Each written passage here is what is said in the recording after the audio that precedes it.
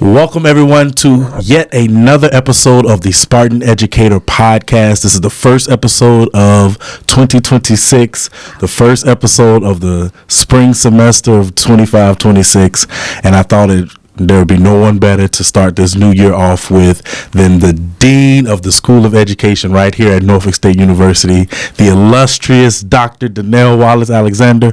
Welcome. Well, thank you, Mr. Kidd. It's so wonderful to have you on again. How was your holidays? My holidays were very enlightening and restful. Restful and enlightening. I'm not going to tell your business, but you took some time off for the first time in I don't know how long. Yeah, how was that? I took a little over 2 weeks off, and it was really interesting because the body is always on go, and then when you slow down, you begin to be more mindful of things and have time to be creative and to just kind of rest and reflect. So it took a lot of time to reflect on this journey. Oh, I love that. As I'm now in year 5 of the deanship, and just, how far I've come in understanding where the School of Education was, where it is now, and where I want it to go in the future. And where it's going. And along those lines of where you're wanting us to go, I wanted to bring you on specifically because the newsletter you sent out last week, to me, it was clearly signaling that there is a reset moment for us happening in spring 2026. One that is grounded in reflection, in purpose, and in alignment. And the tone reads as optimistic but very intentional. And there was one quote that I wanted to read, and then I'm going to ask you some questions to continue curating and cultivating this new energy you so eloquently told us you wanted us to bring. One quote says, "This semester is about anchoring our daily work to why it matters." So I'm going to ask first and foremost, what is the collective why of the School of Education starting this semester? So it's interesting. I've been really focused on the why. One of the things in the Deans for Impact fellowship that I completed was you have to know your why, because that's like a compass. It's always your why points you north. And so I have a why for myself as an individual, but the School of Education needs to have a collective why. So I went back and I looked at our vision and mission statements and our goals, and really our why, our collective why, has to align with the university. President Adams Gaston, Provost Williams have very definitive ideas about why we're here. And we're here because we are a premier institution seeking to ensure that our students can go out into any global market and be first day ready. Absolutely. In whatever positions they secure or whatever grad programs they go to. And so I thought about that for the School of Ed, and our collective why is to ensure that students are in programs that we have looked at and made sure that the curriculum is in alignment with all of our accrediting bodies, with the vision and mission of the university, and to really look at where we are in terms of graduating students within 4 years. If we promote an undergraduate program as a 4-year program, absolutely, what have we done to put the supports in that enable students to truly graduate in 4 years? And how do we go about systematically removing barriers that keep them from graduating in 4 years? And if we see that our supports are not where we want them to be, then how do we beef those supports up?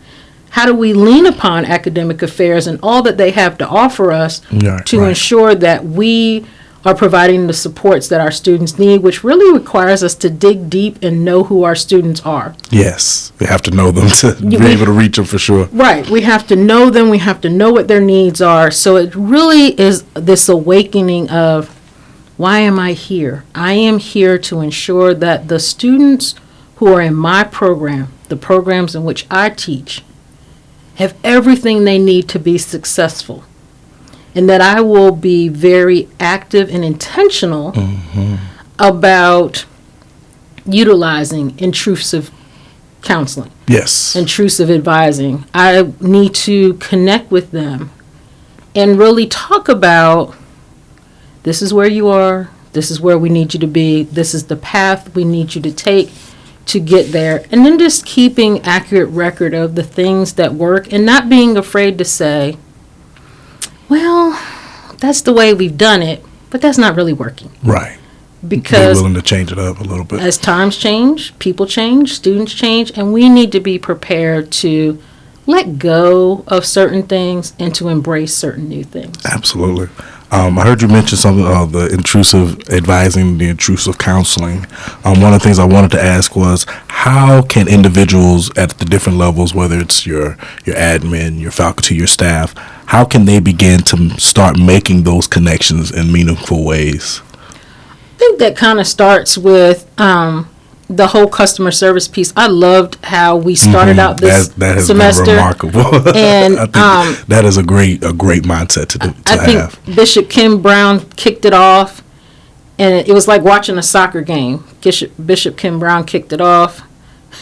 President Adams Gaston did the next, kick. Absolutely. And then Dr. Williams brought it to the goal, and it was like, oh, wow, that is so powerful, because it is quite clear that customer service is the thing. It's amazing how much a smile can do. A smile, a kind word. Right. Stopping in the hallway just to say hello. I make sure that I always speak to the students in the foyer and things like that. And I've noticed that all the administrative assistants and support staff, they do the same. Mm-hmm. So I think it begins with just creating an atmosphere and an environment that says, we're here for you, that makes people feel comfortable, that makes them feel seen and heard recognized. So makes them feel like there's a home here. Yes. If I can't go anywhere else, I know I can go to Bozeman and get a kind word. Yeah. A nice smile. Nobody else might smile at me, but I know in Bozeman, those people are going to do something. I know if I see the dean over there, she gonna ask me about how my day is going and everything like that, and that's for sure. And I think that people don't place enough emphasis on how important that is. I know when you walk into a store or something, I've walked into stores and no one acknowledged that I'm there, and I've turned around and walked out. I'm like, I don't want to spend my money in this place. Well, why would a student or a student's family want to spend money in a place where at a minimum you can't be greeted and assisted when you walk through the door? That is a great comparison, a great point to make.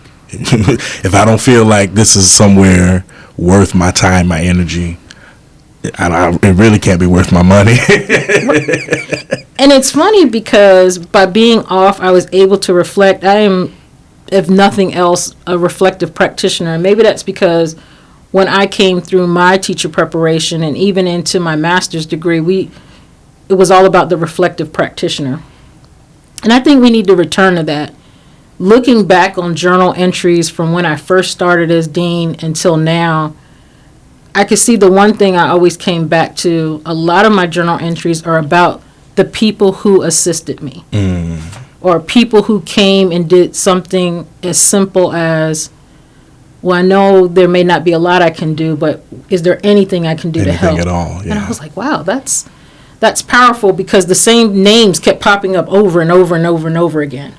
And I thought that was interesting, because I wonder often with students, who would they say saw them, heard them, listened to them, helped them? And so I think that was a big driving force, is looking at that. But I think we as faculty and staff need to also reflect on how we've been helpful, what has worked as far as when we're helping individuals. And then just really kind of think about the different students we've helped, why we think those students came to us for assistance, and just kind of digging into that, because obviously those are the things that work. Yes. And so I think that it's important to kind of reflect on that. And I also had a chance to reflect on things that weren't working. And you can't be afraid to look at that's not working. I mean, there were some things I'm like, well, what was I thinking when I came up with that? And that's okay. Yeah. It's okay that it didn't work. I mean, at least I tried something. And that goes the furthest, the attempt. But I think sometimes particularly those of us, once we get to that point where we've earned that all-important doctorate or whatever. I got my letters. Yeah, I've got my letters, that all of a sudden it becomes, I don't want to look at what I failed at. I'm like, well, sometimes we get the most out of our failures. You get the most out of your failures than we do out of our successes. And so I feel very comfortable, and I would like to see others feel very comfortable in saying, this is something we were doing, this isn't working, or times have changed and now we need to do something else, and not be afraid to go with that. And that was going to be one of my questions, to ask you about a reflection piece. So instead of asking that, I'm actually going to offer just a little bit, just a little testimonial.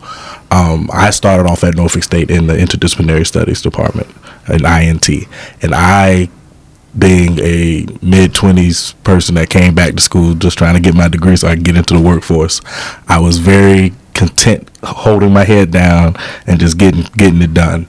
But the admin in that department, she learned my name, and every day she started calling me by my full name. And every day, Christopher Kidd, it's good to see you. Christopher Kidd, how you doing? Christopher Kidd, what you doing? Christopher Kidd, I ain't seen you in a couple class periods. Everything all right? You everything all right? You just skip it. Like she got all up in my business, and I couldn't stand it at first. But I told her from after a couple of semesters, it really just touched my heart. And I told everywhere I go, any speech that I do, there are going to be 3 people that I shout out more than anybody: my wife, Dr. White, and Miss Erica Bennett. Because if not for her calling me out and saying, I see you and you need to be seen, so make sure you're doing something worth being seen, I don't know where I would be right now if she hadn't called me out. Because I was very content with just hiding, because I was high school, my first thing in college, I'm gonna do everything. I'm gonna be seen. I was very tired. I got bills to pay. I got things to do. I'm not trying to do a whole lot. But she called me out, and she saw me, and from that point forward in the IT department, any professor and just about any student, any classmate that I had, they called me Christopher Kidd. They called me by my whole name. I like that. Like it's one word. It's funny you should say that, because even at this level, I was going to an event trying to be under the radar, and I was having serious reservations about, oh my God, what have I got myself into with this deanship? And I kid you not, the Lord has a very strange way of giving us what we need when we need it. Yes. And President Adams Gaston walked up to me and said, I see you. And that made all the difference. Like, I did not think anymore about basically running away from home and joining the circus. What was your act going to be? Yeah, I don't know. And I was like, wow, how do you even know who I am? I know we've met before, but it was just really interesting that she said, I see you and you're doing good things. And I'm like, wow. Because I wasn't feeling like anything was going right at the time. And I said, that does make a difference. To be seen makes a huge difference. And so I try to do that with students. And sometimes students come in my office, and what they want to talk about has nothing to do with academics. And, it starts off that way. And then they want to ask me these other questions. And I just take the time. Sometimes you just need to take the time. And I realized in conversations with some of the students, they don't have anyone else to talk to. I was very blessed to have, family and colleagues and, friends that, I could talk to, and they're still trying to find their way. They're still trying to figure out the whole how to do life. Right. And so, I share honestly. Now, I think that there's a time and place for everything, but I think sometimes we need to make time for the things that may seem unimportant or mundane to us, or sometimes just those little tests to see, are you really there for me? Are you really there? I tell this analogy to a lot of my students when they say, something's not important to me, or I don't see why I have to do this, especially when it comes to homework or anything like that. I always say that if you have a pet, especially a dog, when you leave in the morning, his whole world is leaving. And when you come back, his whole world is returning.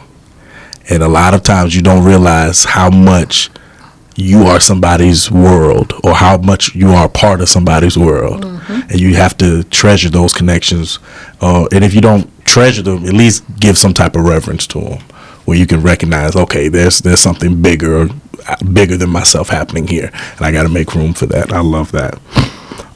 What are one or two ways you hope that students will feel or experience the School of Education differently this semester than in the past? Well, one, I hope that students realize we truly are here for them, that we want to hear what they have to say, that their input is a catalyst for change.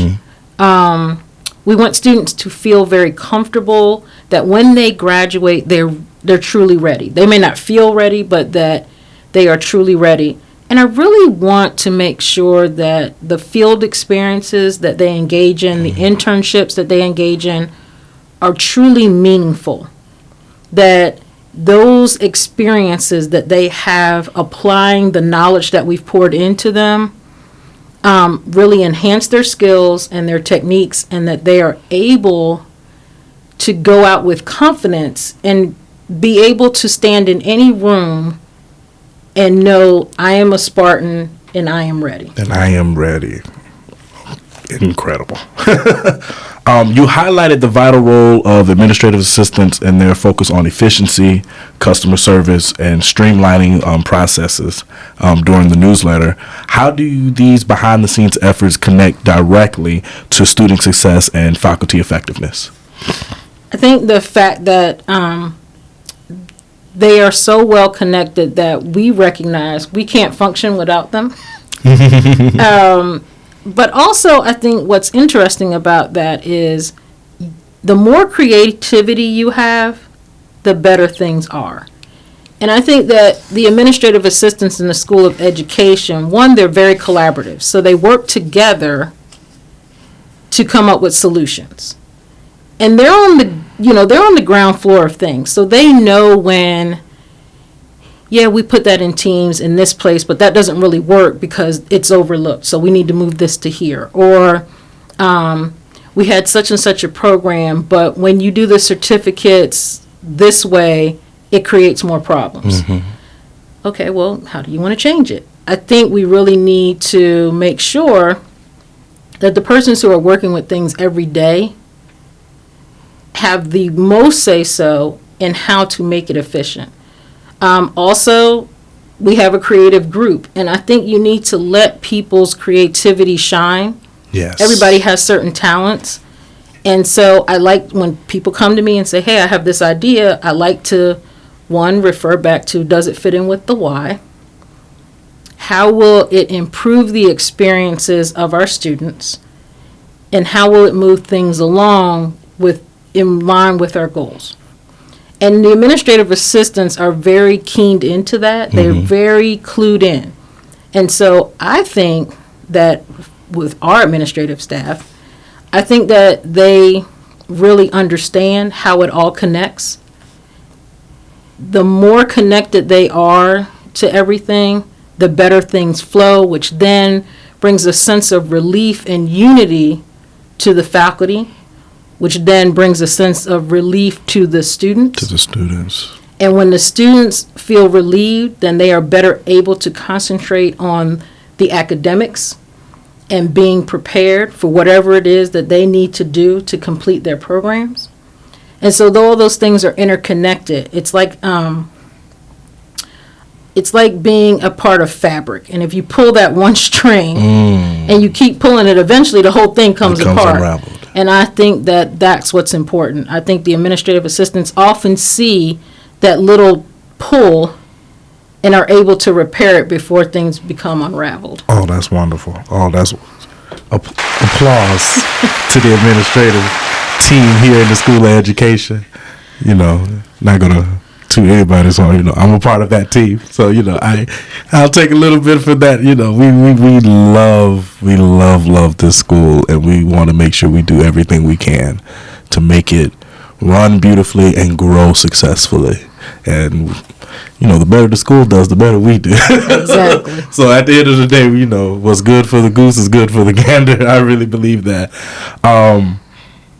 Beyond just being here on campus, let's go a little bit beyond the university. How do you see faculty and staff leveraging any of their personal or outside professional partnerships that they may have to be more intentional about their teaching, their research, and their service here on campus?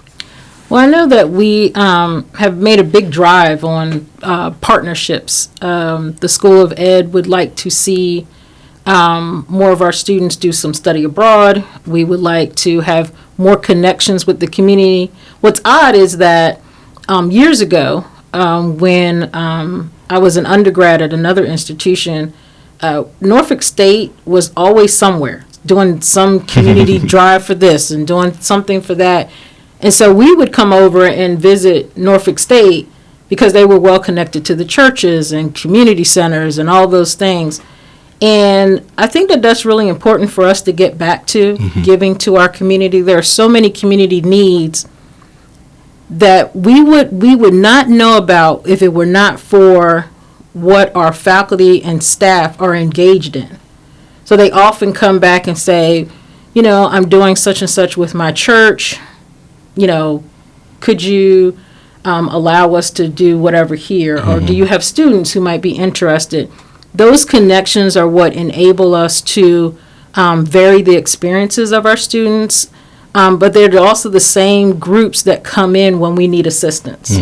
A lot of them are introduced to our advisory board that way.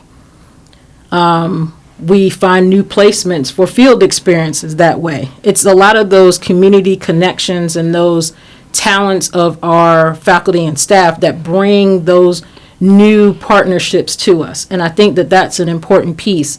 Norfolk State was founded by the community. Norfolk State continues to strengthen its ties with the community, and the School of Education truly wants to strengthen its ties with the community because we know how important education is. Absolutely. It's the most important. The oldest profession, that's what I say.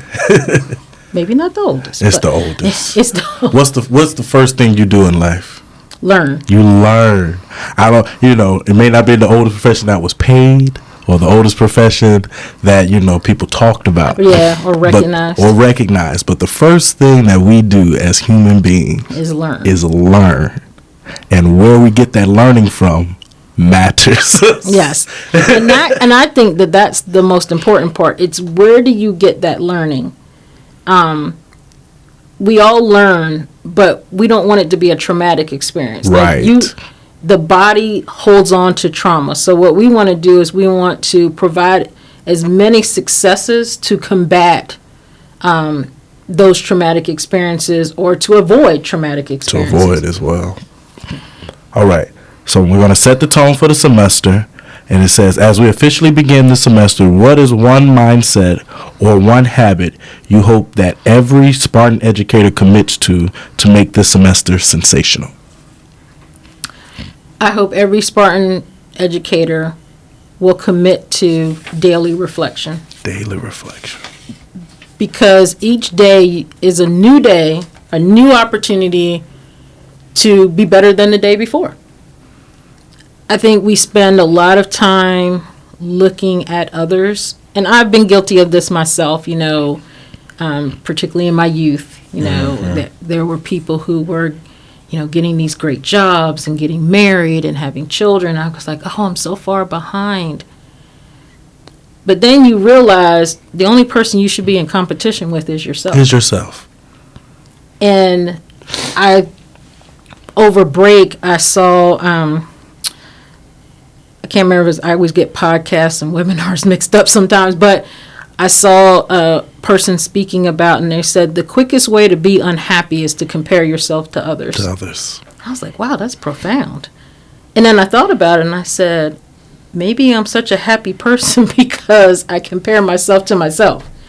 And so my thing that I hope people do on a daily basis is to, at the end of each day, I do, what was my physical win, my mental win, my spiritual win, and then what was the most or best, the most exciting or the best aspect of the day. And in each day, no matter how rough that day has been, there's something. And it may be something as simple as I got across the Berkeley Bridge before the opening. You know, I knew you was going to say something about traffic. I just knew.